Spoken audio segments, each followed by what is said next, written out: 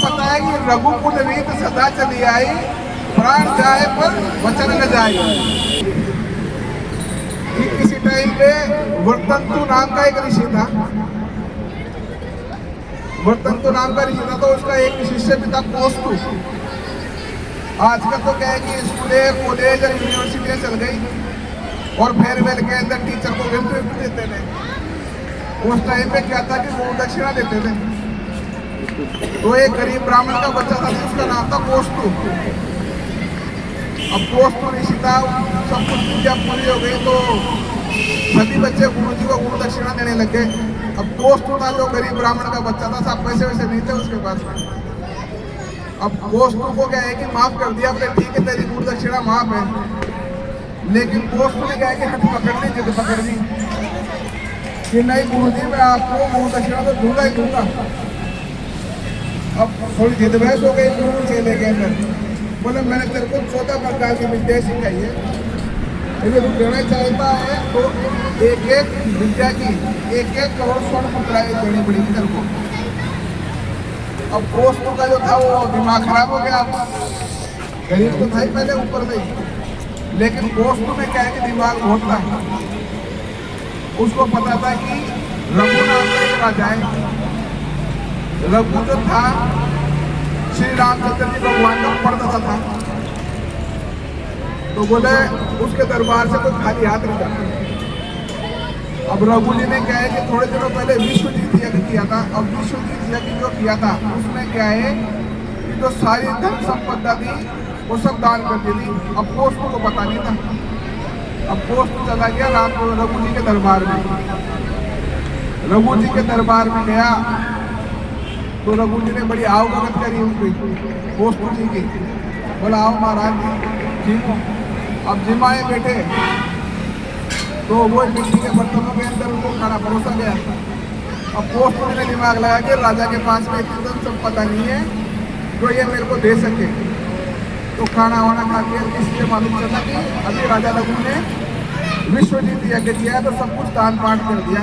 अब उनको क्या है कि परिणाम स्वरूप पूरे विश्व का मतलब कि पूरी धरती लोक का भूलोक का राज मिला है उनको। देवता को प्रसन्न होकर दिया है। राजा रघु का यश ऐसा था कि देवता भी कांपते थे उस टाइम पे। अब खा पी के रवाना होने लगे तो कोस्तु ने बोला कि आप रुक जाओ, दान दक्षिणा दे दो कुछ।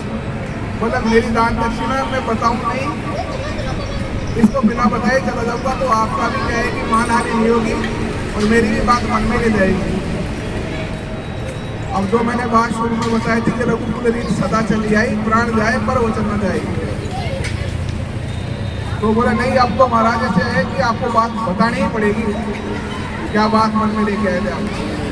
बोले ऐसी ऐसी बात नहीं, वर्तंतु नाम का मेरा गुरु है और वो गुरु दक्षिणा के अंदर 14 करोड़ स्वर्ण मुद्राएं मांगी। तो मंत्री जी को बुलाया। मंत्री जी को बोला मैं देखो अपने राजकोष में। बोला 14 मूल जोड़ी नहीं महाराज।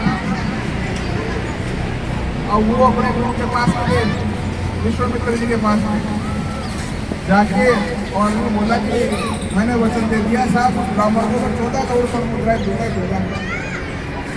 बोले इतना कोष इस धरती में तो किसी के पास नहीं मिलने वाला। अब आप पूरा बताओ, मैं कुबेर से लड़ाई करूँगा, उससे 14 करोड़ मुद्राएं।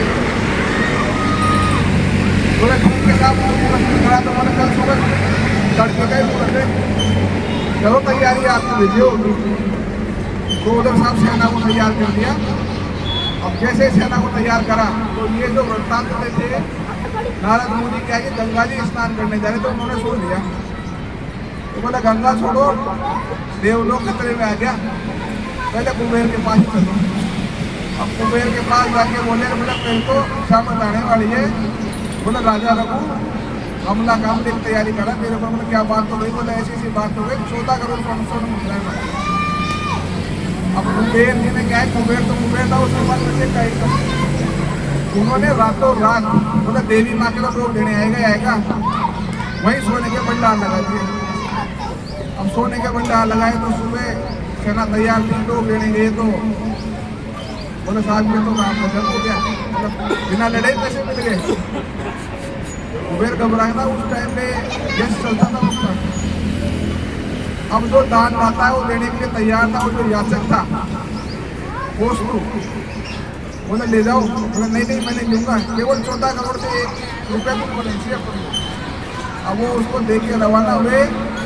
तब उस टाइम पे पोस्ट ने ये पर्सन बोला कि रघुकुल रीत सदा चली आई, प्राण जाए पर वचन न जाए, मतलब कि दान देने के लिए वो लड़ने के लिए तैयार हो गए। तो ये थे राजा रामचंद्र जी के और दादाजी रघुचंद्र जी।